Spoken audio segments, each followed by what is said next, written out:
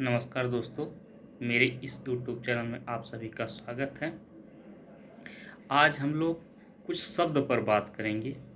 वह शब्द है जैसे राज्य। राज्य मीन्स स्टेट, राष्ट्र, नेशन, अधिराज्य, डोमिनियन स्टेट और उपनिवेश, जिसे इंग्लिश में कहते हैं कॉलोनी।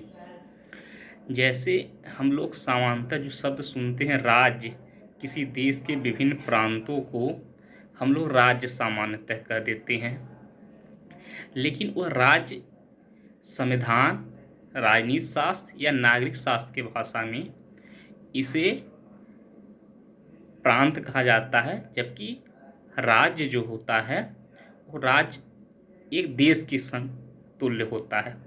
राज्य उन्हें कहते जिसमें निम्नलिखित 4 शर्तें होती हैं। नंबर 1 जनसंख्या, नंबर 2 भू क्षेत्र, नंबर 3 सरकार, नंबर 4 संप्रभुता। जिसमें 4 चीज़ें होती हैं उसे हम लोग राज्य की संज्ञा देते हैं। अब एक चीज़ जो जनसंख्या है, इसको सामान्यतः पर्याप्त जनसंख्या कहा जाता है। इसका मतलब यह हुआ कि कोई क्षेत्र या कोई राज्य ऐसा भी न हो कि उसकी जनसंख्या बहुत ज़्यादा हो, जिससे वो अपने आप में एक अव्यवस्था फैला दे, और या किसी देश की इतनी भी कम जनसंख्या न हो कि वो अपनी सुरक्षा ही न कर सके। अर्थात राज्य वह है जिसमें पर्याप्त जनसंख्या हो, उसका अपना खुद का भू क्षेत्र हो और खुद का सरकार हो और संप्रभुता हो। और पर्याप्त जनसंख्या का मतलब हो गया कि उसमें मतलब एक निश्चित जनसंख्या होती है। जैसे अरस्तु लगभग 5000, प्लेटो 5040 और अरस्तु लगभग 10 लाख जनसंख्या और 10,000 नागरिक 1 लाख जनसंख्या और 10,000 नागरिक मानते हैं। और दूसरी आती है खुद का भू क्षेत्र होना चाहिए, उसका अपना खुद का भू क्षेत्र होना चाहिए।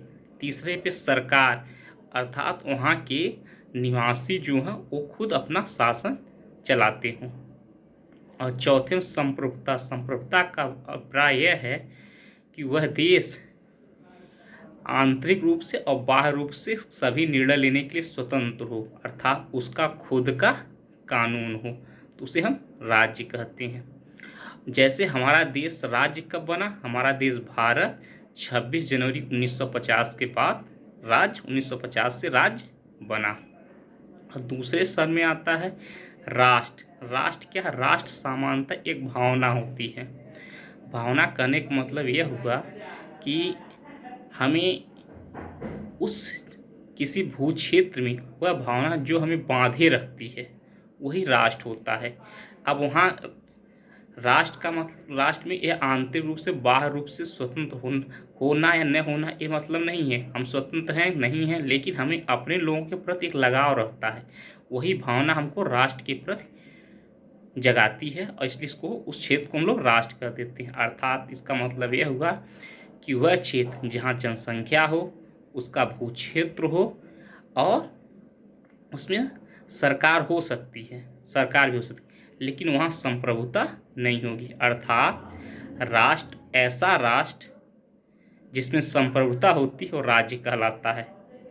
तो समझिए, ऐसा राष्ट्र जिसमें संप्रभुता हो वो राज्य कहलाता है। अर्थात संप्रभुता युक्त राष्ट्र ही राज्य कहलाएगा।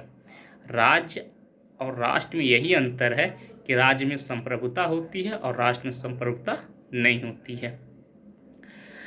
अर्थात इसका मतलब हमारा 26 जनवरी 1950 के पहले भी भारत राष्ट्र था, 15 अगस्त 1947 के पहले भी भारत राष्ट्र था, लेकिन 15 अगस्त 1947 तक भारत राज्य नहीं था।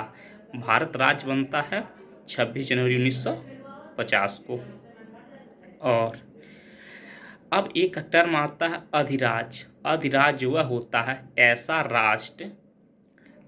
राष्ट्र जिसका सरकार खुद का हो लेकिन उसका कानून खुद का न हो, उसे हम अधिराज्य कहते हैं। जैसे भारत 15 अगस्त 1947 से 26 जनवरी 1950 तक एक अधिराज्य था, डोमिनियन स्टेट था। अर्थात उस समय भारत के खुद का शासन तो था, क्योंकि प्रधानमंत्री के रूप में पंडित जवाहरलाल नेहरू प्रधानमंत्री थे, सरकार थी, लेकिन कानून जो था वो ब्रिटिश द्वारा, अंग्रेजों द्वारा बनाया गया कानून था। अर्थात वह समय जिसमें उस राष्ट्र का, उस राज्य क्षेत्र का खुद की सरकार तो होती है, लेकिन उसका खुद का कानून नहीं होता। ऐसे क्षेत्र को, ऐसे राष्ट्र को अधिराज्य कहते हैं। हाँ, उपनिवेश किसी भी देश की सीमा से दूर का वह क्षेत्र, किसी देश की सीमा से दूर स्थित वह क्षेत्र जिस देश में एक दो शोषण करता है दूसरे देश का, और वह शोषण इस प्रकार करता है कि जो लक्ष्य मतलब जहाँ शोषण किया जा रहा है, वह लक्ष्य क्षेत्र, लक्ष्य राज्य की या लक्ष्य राष्ट्र की सामाजिक, आर्थिक एवं राजनीतिक गतिविधियों को इस प्रकार प्रभावित करते कि जिससे मात्र देश में जो शोषण करता है उस देश को लाभ हो। अर्थात जैसे भारत देश था, भारत देश और ब्रिटेन की सीमा से बहुत दूर भारत था।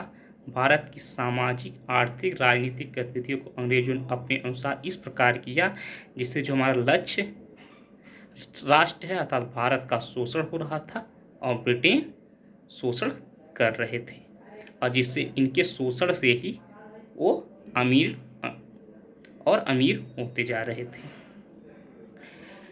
और इसी भारत के ही शोषण या अन्य राज्य, इसी तरह ये दूसरे शब्दों की तरह से दक्षिण अफ्रीका भी क्या था, कभी ब्रिटेन का उपनिवेश था, क्योंकि वह भी ब्रिटेन की सीमा से दूर था। अफ्रीका का शोषण हो रहा था और ब्रिटेन उसको शोषण कर रहा था। धन्यवाद मित्रों।